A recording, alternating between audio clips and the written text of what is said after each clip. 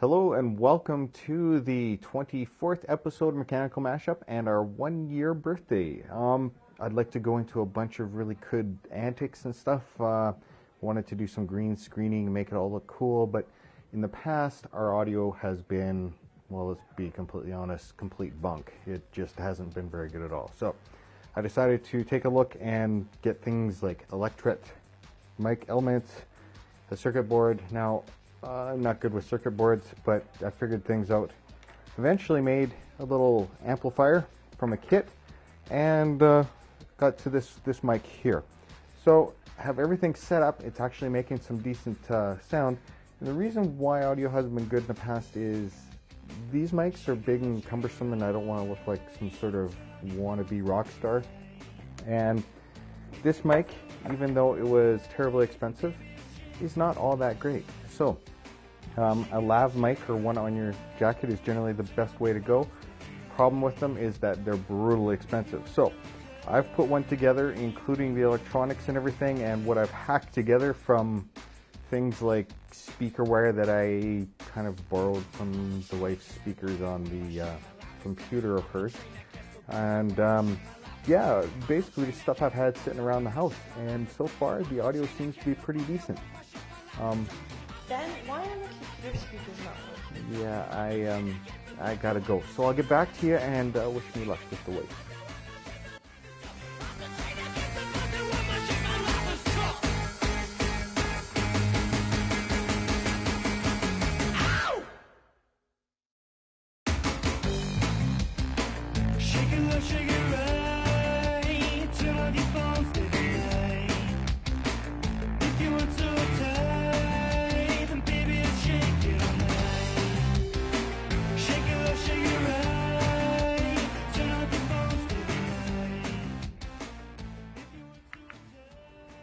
Okay, first thing you do is Google electronic supplies online or online electronic supply.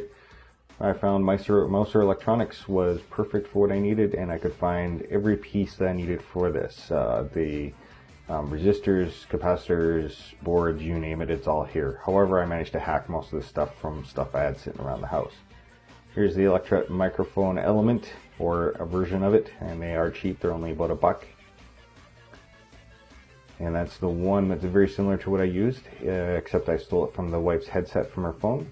And then I applied some Sugru, which is a silicone rubber that you can mold around stuff. This is really cool stuff. Recommend you go and check it out. It's at sugru.com. Lots of stuff you can do with this. You can fix a lot of different things or make things more ergonomic and comfortable. So the next thing I did is how do you wire up an electret microphone element. The thing is with these, you need to add a little bit of power. They need some voltage and stuff to actually sound pretty decent. You can wire a battery straight into it, but it doesn't sound all that great until you add a capacitor and a resistor, or couple of resistors. I chose this one version here. It seemed to work the best for me. I used 2 AA batteries, so I got 3 volts and a few amps. And they wired that into there from a battery holder. Common ground, 2.2K resistor, a 10 microfarad capacitor, get a 16 or 24 volt will be fine. The electret mic hooks into there with the positive and negative, and the audio out, so that goes to an 1/8 inch jack or whatever kind of jack that you need. And basically just solder everything up, make sure it's all nice and tight. And then next thing is I have a heat shrink, which is some tubing that you can put over wiring, and as soon as you heat it up, it shrinks down. It's better than electrical tape, or at least neater. And instead of trying to fight the stuff and make it look good, you can just basically heat it up and make everything nice and neat. Okay, we're going to go to Instructables.com, and at Instructables you're going to find Oogoo, and it's OOGOO. It is some of the coolest stuff I've seen in a very long time. Now, what you do with Oogoo is you mix it 50-50 silicone with cornstarch, and that's just by volume. And the cornstarch helps set up the silicone much faster than if it was just going to air dry. How this all works you can figure out at Instructables.com. The guy goes into some great details to why it works. Now it's a little sticky, it's messy, and you want to wear gloves with this. You'll see me put on gloves here in just a second. It is still some of the coolest stuff I've seen. Now I got some good high quality food dye that I could use with this so that it would blend in with everything else. And why we're doing all this is that I didn't want to make a new custom electronics enclosure. I didn't want to purchase one, and this stuff is really quick and easy. Now it doesn't necessarily let the electronics heat or dissipate the heat very well, but in this case it's very low voltage, very little electronics, and we should be fine.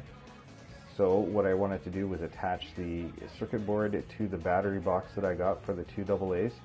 So I smeared the back of the circuit board with some of the ugu, and then after that I just built up a big wad of this stuff over top of the electronics board.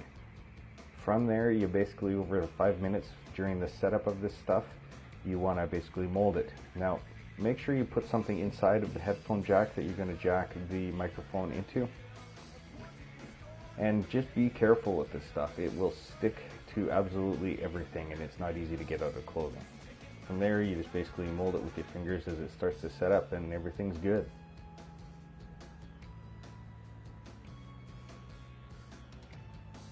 So there you basically have it, and once you just finish off molding it with your finger, generally patting it really quickly seems to work fairly well. And in the end, once it starts setting up hard, you can use bare hands, and you can see it works pretty good. You can use some sandpaper and really clean this up and make it look awesome, but I figured this would do the job.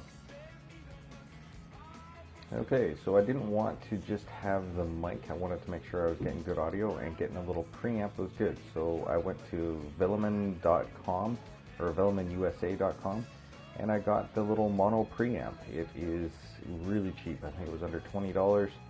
And basically, like any kit, you solder it together, and once you're done, you're done. At that point, you just start wiring things up and seeing if it all works.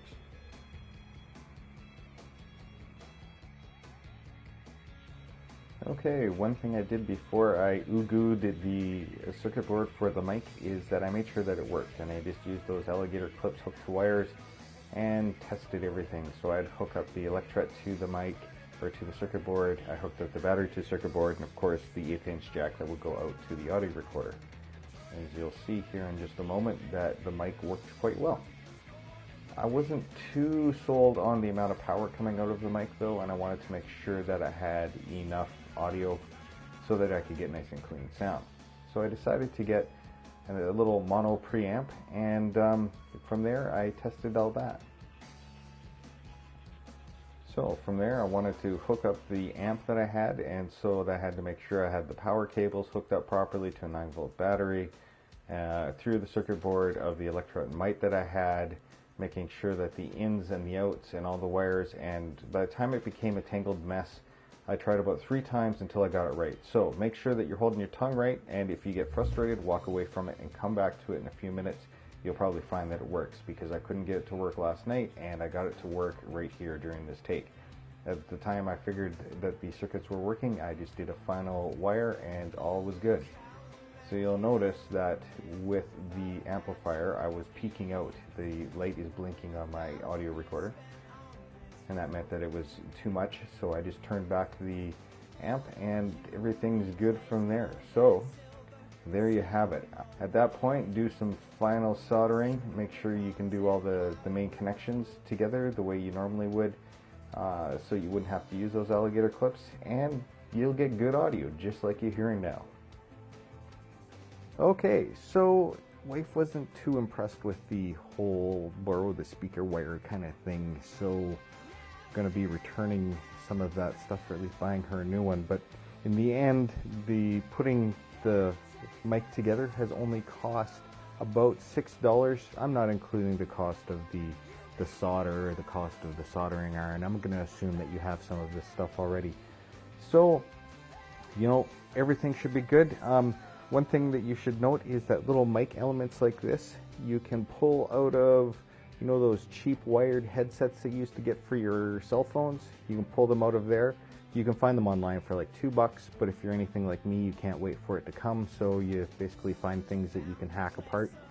And yeah, I took the wife's headset Not too Where's right. the headset for my phone? I hope this turns out okay. Anyways, enjoy, and we'll chat with you guys in a few weeks.